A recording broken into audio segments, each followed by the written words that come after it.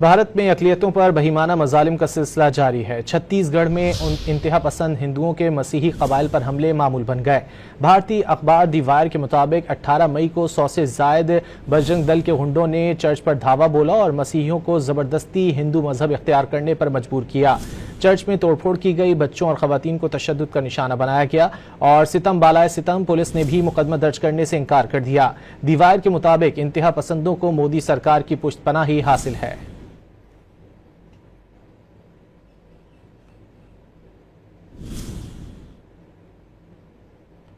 भारत में अक़लियतों पर बहिमाना मज़ालिम का सिलसिला जारी है। छत्तीसगढ़ में इंतहा पसंद हिंदुओं के मसीही कबाइल पर हमले मामूल बन गए।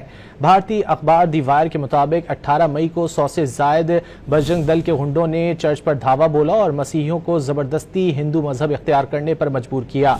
चर्च में तोड़फोड़ की गई, बच्चों और खवातीन को तशद्दुद का निशाना बनाया गया और सितम बालाए सितम पुलिस ने भी मुकदमा दर्ज करने से इनकार कर दिया। दी वायर के मुताबिक इंतहा पसंदों को मोदी सरकार की पुष्टपनाही हासिल है।